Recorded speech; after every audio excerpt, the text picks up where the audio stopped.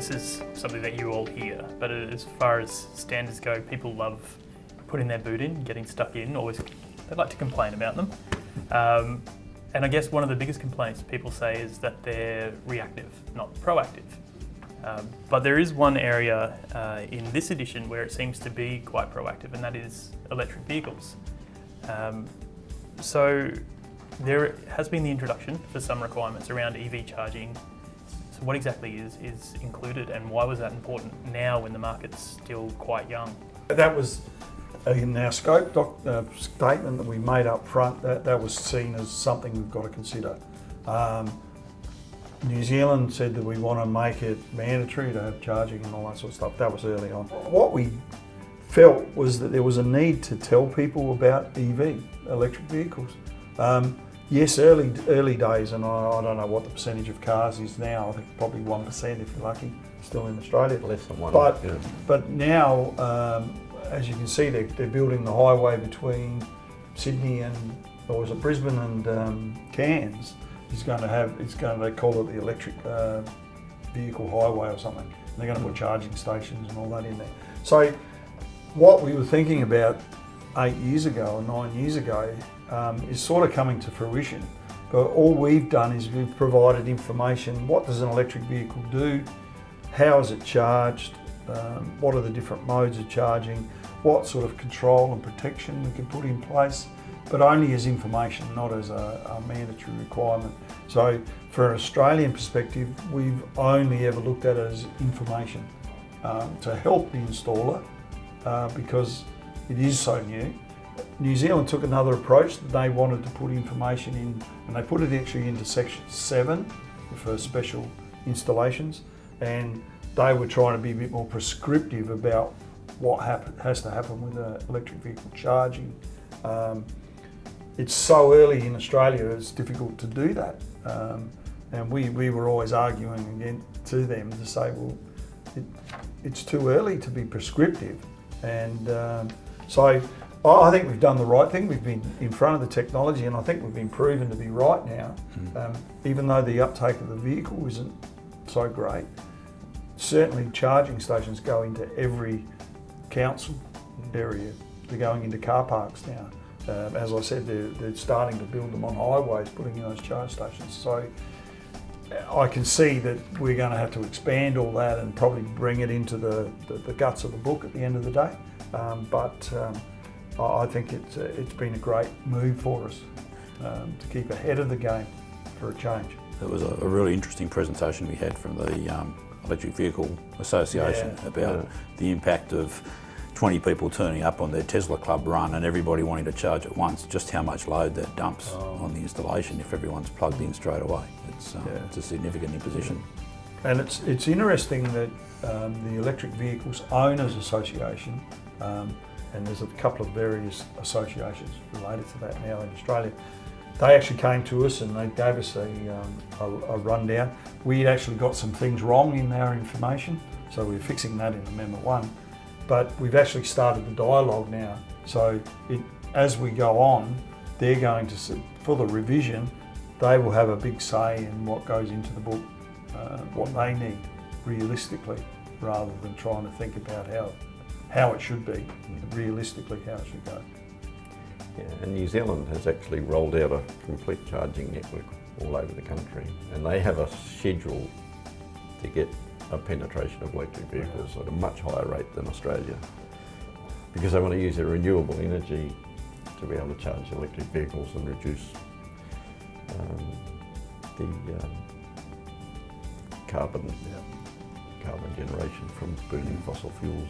So if we looked at Section 4 again, one of the big changes is the inclusion of isolation requirements for gas appliances. So what has been introduced in relation to gas appliances and why? That came about because there's another committee that actually works with gas and how you would do the installation. So the installation rules for gas, they've just updated and they're doing an amendment now.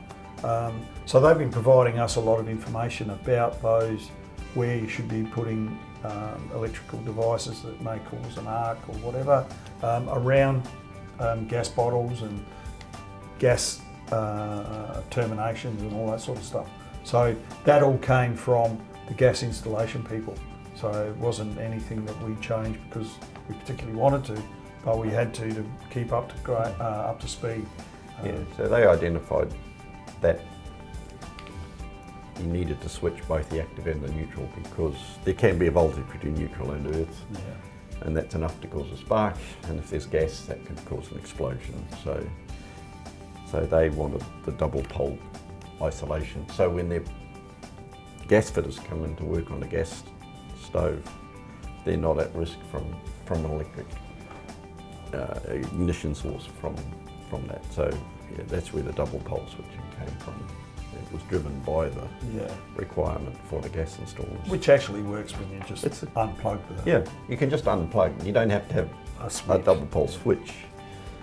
Provided you've got a socket outlet, that's isolation. Because isolate the unit. So you can have a single pole switch on your socket outlet, but unplug it.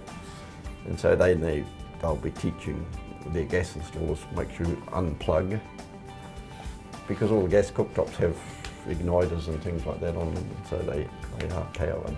So that's why they do that. One of the other inclusions in this version of the wiring rules, and it's quite a bit different from everything else, and that is the differentiation between emergency and non-emergency lifts, which I guess is something a lot of people don't think about. But what's changed there? What's been included, and I guess why was it included in this version? This another emotive topic for the committee, I can tell you. We did a lot of research way back when about what was deemed an emergency lift, and so we have a working group in Victoria that went and contacted the fireys and said, tell us about how do we work out what's an emergency lift? How do we do that? So from a wiring rules perspective, we've always deemed a lift to be an emergency, by somewhere where if there's a fire, like in this building, the fireys want to use the lifts, not general people. That's an emergency lift, where you need to fire protect all your cable buzzways and your switch rooms and all that sort of stuff. But we've had in bigger residential installations, people are getting lazier and lazier, I guess, and they don't want to walk upstairs now. So they just drop a lift into a 2-level home or 1-level home. And we were trying to work out where that fitted. And the fireys actually came back to us and gave us a lot of information, and the Lift Association as well, to say, well, that is not an emergency lift. So we went, well, emergency lifts are our only information, so that means you've got to fire protect everything. But there are these other lifts which are just a piece of electrical equipment.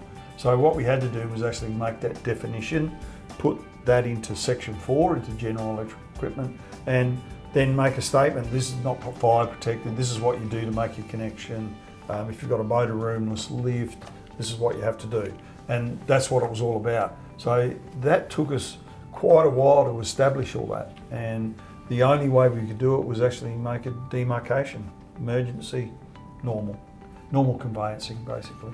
So has its other benefits, because I think it's going to happen more and more in residential, and for disabled people to get out of buildings and instead of having to be carried downstairs and stuff. So it's got its place, and I think we come up with the right answer at the end of the day.